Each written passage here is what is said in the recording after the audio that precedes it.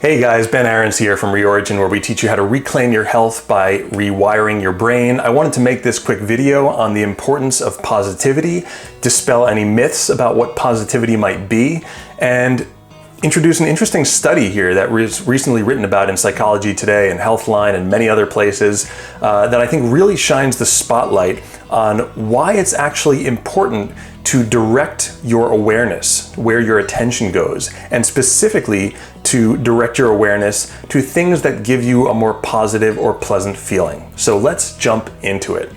First of all, there's a lot of talk on the interwebs and elsewhere about positive thinking, and a lot of stuff in the last decade with the law of attraction and The Secret really took it far in this direction of what some might call or think of as sort of groundless positive thinking, which is to say that we sort of ignore, the challenges that we might be facing and just try and pretend that things are positive. And our brain has a very finely tuned BS detector. It doesn't like to be lied to. It very well notices that.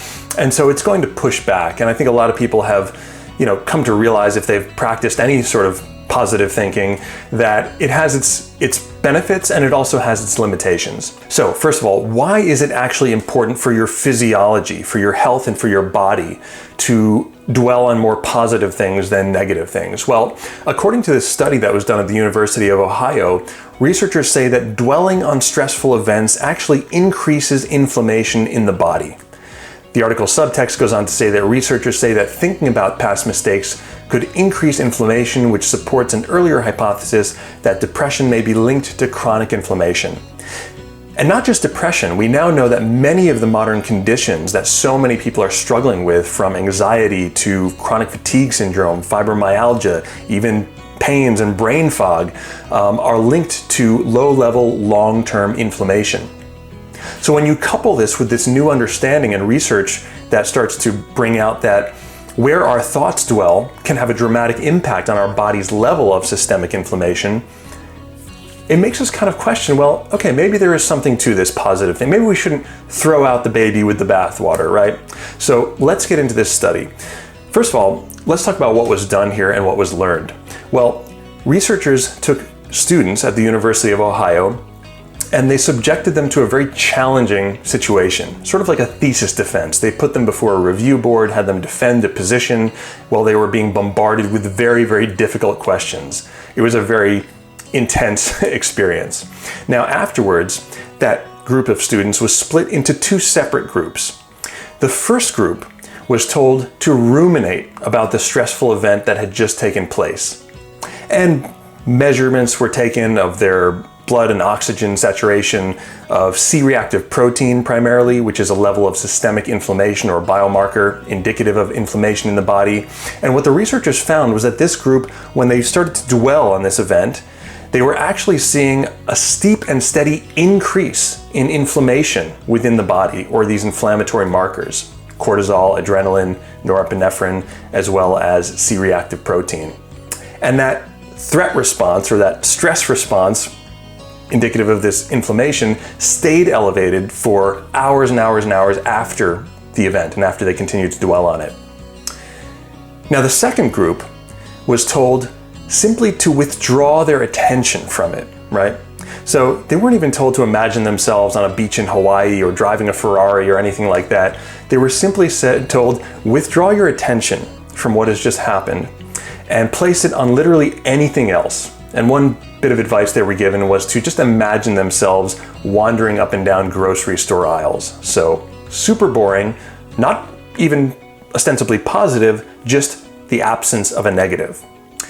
When their blood measurements were taken, what they found was a steep and steady reduction or decline in C-reactive protein. So showing that these levels of inflammation in the body came down very quickly afterwards. They were able to return to homeostasis, to baseline.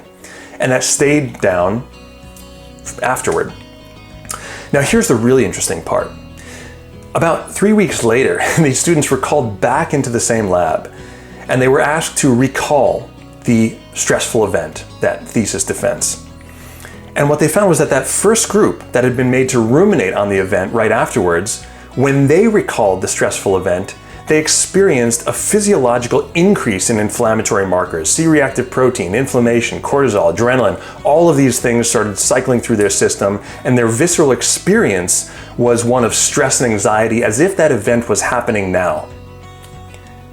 The second group that had taken their attention away from it and placed it on wandering up and down supermarket aisles, when they recalled the event, researchers found that these students also could recall in vivid detail every aspect of the event in their memory, but they had no visceral reaction to it. Their levels of inflammation in C-reactive protein, adrenaline, cortisol all stayed the same, meaning that they could recall the details of the event without getting swept up in it, without the emotional charge associated with it. This phenomenon has since been studied with applications to PTSD, showing that when someone experiences a stressful event, within 24 hours, if they play the game Tetris, because they're taking their mind off the stressful event and placing it on something else that occupies the visual cortex, that this would have a very significant impact on alleviating the formation of PTSD responses.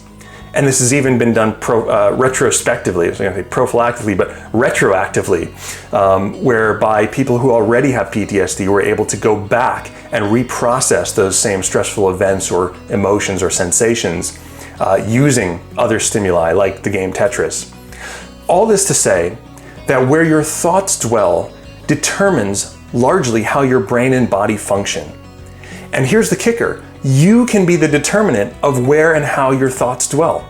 Furthermore, by practicing repeatedly where your focus goes, the science of conditioning and neuroplasticity teaches us that this actually changes the structure and function of your brain. Think of it like every time you interrupt an old pattern, right? You found that you've gone down that road of discontent. You're ruminating on something that happened in the past, or you're anticipating a worst case scenario of something in the future.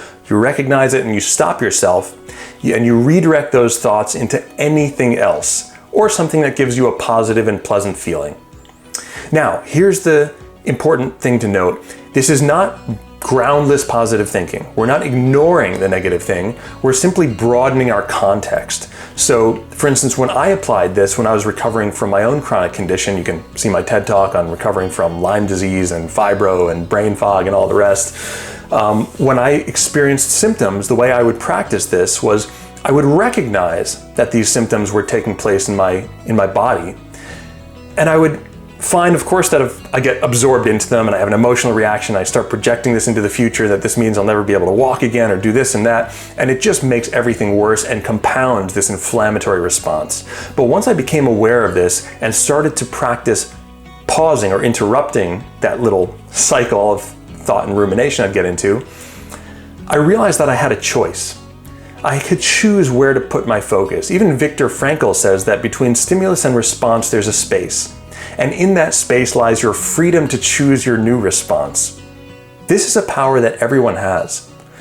So while I was lying there with pain in my legs and fatigue in my body and fog in my brain, I would realize, okay, maybe it's true that I'm not going to run a marathon today, but it's also true that the sun is shining, the birds are chirping, there's green grass outside my window, and I can choose to focus on that and see how that feels. And invariably, whenever I could do that, I found that I would actually start to feel a little bit better. And now this study shows why. Because inflammation was actually coming down in my body. This is something that anyone can do. I'm not unique, these study participants are not unique, and you can do this as well. So, if you got something out of this video, leave a comment below. Let me know how you're applying this. What are the things that you find yourself dwelling on or ruminating on? Are you anticipating negative outcomes in the future? Are you ruminating on things that didn't go according to plan in the past? If that's the case, realize that in this moment, it's okay. It's not saying that these things didn't happen or might not happen, but in this moment, you have a choice. And through that choice, you can exercise your freedom to cast that vote for the new experience that you want to have and the new person that you will become. I'm Ben Aarons, and this has been a video from Reorigin. If you like these videos, give this video a thumbs up. Also check out re-origin.com, where we teach you how to reclaim your health by retraining your brain. Thanks again. I'll see you next time.